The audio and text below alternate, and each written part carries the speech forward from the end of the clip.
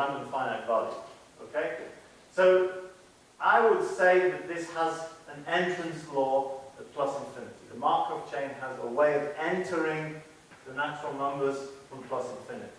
In fact, if we plot the Markov chain, a realization of the Markov chain NP, what would we see? Well, suppose we are currently in a state with n blocks. We've said that I'm going to merge at rate n choose 2 times c. That's n minus 1 over 2 times c. Well, if you remember your Markov chain theory, it means you hang around in this state for an exponential amount of time, whose mean is 1 over this quantity. Okay? So if I start the thing at infinity, well, higher up I'm hanging around in a higher end for an exponential amount of time with a smaller mean and a smaller mean. So the picture is something like we're dropping down from, well, these should be drops of 1. I'm not doing the picture very well. So we drop always by 1. And we have different exponential holding times. But as I go up to infinity, these holding times become, well, they're random, but they're less and less, and somehow it limits up to plus infinity. Okay? Now, I'm going to, inspired by the terrorism, I'm going to introduce shattering. So we've got some weird stationary results in the other model. So let's try and see what happens if I examine this model in a similar way. So I'm going to introduce a rate mu, where I'm going to shatter at this constant rate mu each block into singletons. Okay? Now there's something very interesting here, because if the system has come down to a finite number of blocks from infinity, you remember that I said if you've reached a finite number of blocks, if that's a partition of the natural numbers, you have to have an infinite number of blocks in each of those finite number of blocks, an infinite number of integers in each of those finite number of blocks. And so if I shatter that, I'm suddenly creating an infinite number of blocks with singletons in them. Okay, so I would jump, if I shattered this system, it would jump straight back up to infinity. Okay? Which is what we said there. Now, it's okay if I start my Kingman process from a finite number of blocks, no problem, because my shattering rate, lambda, for each block means if I have n people in the system, then actually my shattering rate becomes mu times n, so I use the shattering rate here. Okay, so I multiply by the number of blocks. So, well, okay, there's a chance I survive shattering when I'm in state n. I coalesce to n minus 1. There's a chance I survive shattering here, and so on. Eventually I'll shatter. I'll be sent up to plus infinity. Okay, so the system is okay if I start in a finite number of states, at least until this explosion time. But what happens after that? So once I've gone back up to infinity, is there a way that the process can come down from infinity again? Remembering that shattering is at this rate and coalescence is at this rate, n squared versus n. So your intuition might tell you that, well, n squared is much bigger than n, so obviously coalescence will win, and we'll come back down from infinity again. We'll beat fragmentation, we'll suck down to a finite number, and then eventually I'll get fragmented and sent up again. Well, this isn't right. This is not right. Okay? So, in asking the question, do I have an entrance law at plus infinity of this number of blocks with shattering and Kingman coalescent, we found something weird again. Okay? Again, something strange. Now, I'm going to use the same notation. So the process, I've got two types of process. I've got the process on the partition of the natural numbers, and I've got the number of blocks. Okay? Now, this is no longer Markovian when I put the shattering in. Because when I go back up to infinity, when I shatter one of these finite number of blocks, I go up to infinity, I get loads of singletons. I get an infinite number of singletons, but I've still got the other n-1 blocks that I didn't shatter with an infinite number of integers in them. Okay?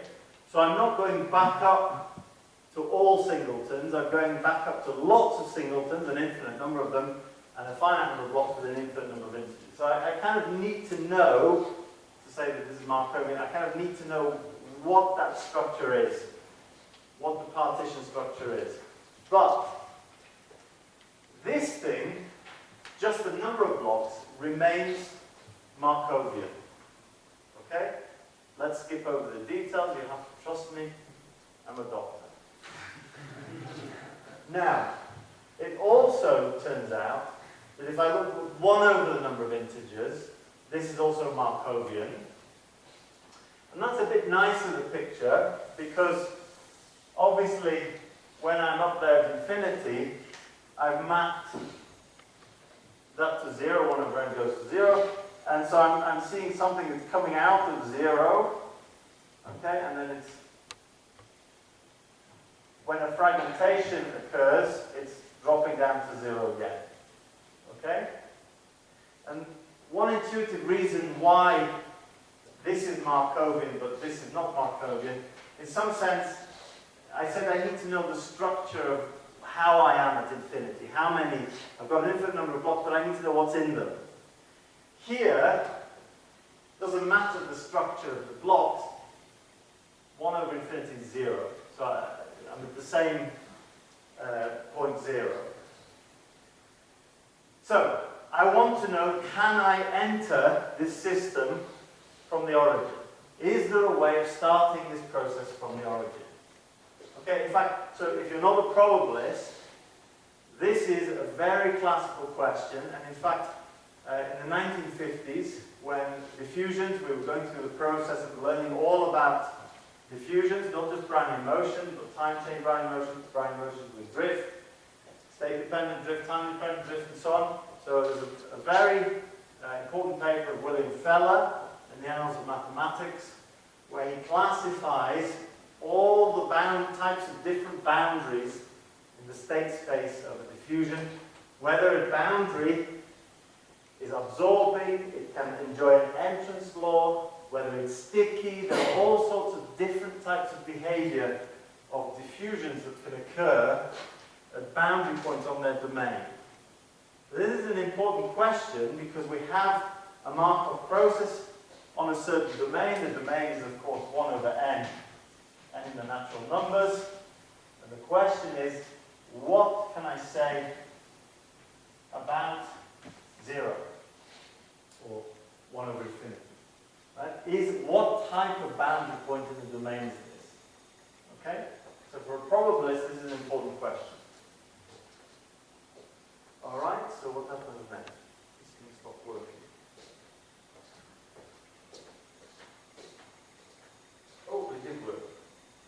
On my thing it worked, so this thing stopped working. So I see it here, but what has happened here? We've gone to iTunes. Why have we gone to iTunes?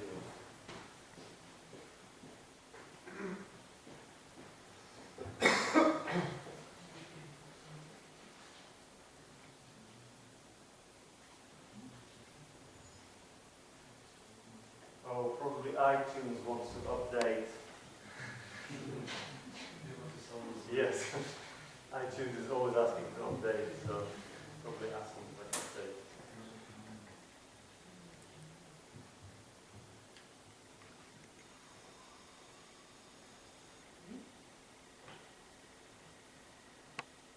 Okay.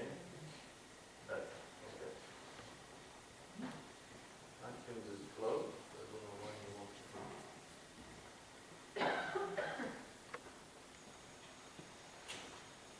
So we were just here,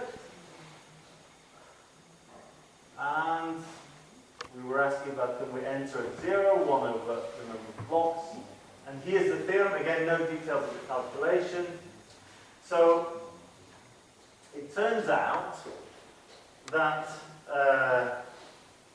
if the ratio of the fragmentation rate divided by the coalescent rate C is less than a half, then this is an entrance point. Then I can construct the process entering from 0. Equivalently, I can construct it when it jumps up to 0. I can construct it coming back down again. Okay? For the probabilists, it's a recurrent strong Markov process. Actually, it's a Feller process on this domain here.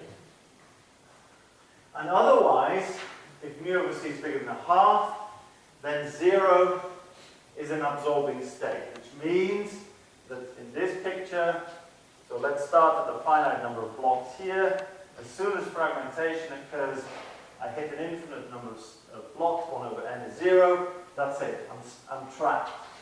I cannot get out of 0. I can't coalesce fast enough to overpower fragmentation. You see that here, when it goes up to infinity, it never comes down again. Right? Why a half? Why a half? Well, the last time I gave this talk in Canada, I didn't know the answer to that. And I think now I know the answer to this. And this has something to do with the rate at which Kingman's coalescent, so switch off the fragmentation. Let's go back to Kingman.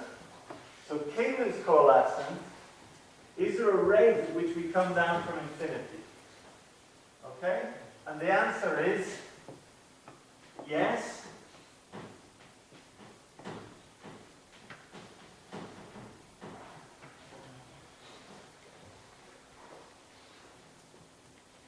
I come down from infinity at rate c over 2 times 1 over t. Okay, so deterministically, if I were to model how this thing is going back up to infinity, or coming down from infinity to go to 0, or come out of 0, it's behaving like 1 over t. Right? So just put the c over there, so use less than c over 2. That c over 2 is the same as that c over 2. Okay, that's not a coincidence, is what I'm saying. So it's something to do with the rate at which Kingman can escape from infinity. Okay? So I need to be fragmenting slower than that speed, Victor. Do you think that there is something like stochastic domination of these processes?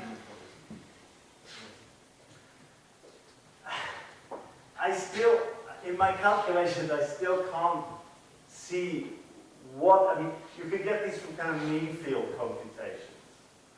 So you can show, if you pretend everything is deterministic and you start writing differential equations down like an idiot, you know, just pretending you're ignoring, yeah, I'm saying I'm the idiot. So if you pretend it's not random and you start writing differential equations down, then you will see this mu minus c over 2 as a drift. I think the answer to your question is you have to write these things down as stochastic differential equations. And perhaps if you write them down as stochastic differential equations, then you will see clearly how this relates to a drift, the asymptotic behavior of a drift at 0. Much in the spirit of how Leibniz does his recurrent extensions. Okay, here's a picture. So now you know that I can come down from infinity if a certain parameter regime holds. You might have in your head, okay, so the picture is I come out of infinity, of 0, or equivalently infinity, hang around, and then drop, come out again, hang around, drop, and so on. But that's not quite the picture. That's not quite, still not quite right. There is no first coming down from infinity. Right? So here, what did I draw? I said, oh, here's the first one coming out from infinity. Boom, infinity. Here's the second one, and so on. That's not the case. There is a sequence of excursions from infinity, is what I'm going to call them. This will make sense to the probabilist. But there is no first one that occurs. So they're arbitrarily smaller and smaller and smaller and smaller and smaller and smaller and smaller. Okay, as I approach time 0. But there's no first one. I can't say this is the first definitive entrance at 0. So here is n and 1 over n. Now, this isn't strange for probabilists. This is totally normal. And actually, even if you're not a probabilist, this is totally normal for you as well. You just don't realize it if you haven't already, because I would encourage you to think about Brownian motion.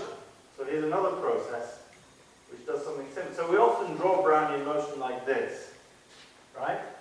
And in my picture, here is 0, here's another visit to 0, here's another visit to 0, here is another visit to 0, and so on. However, you know very well that that's not the truth. That's only because the chalk is that thick. Okay? You know very well that there is no first visit to 0. That in fact what's happening is I'm starting from 0, I'm escaping from 0, and immediately visiting 0 again.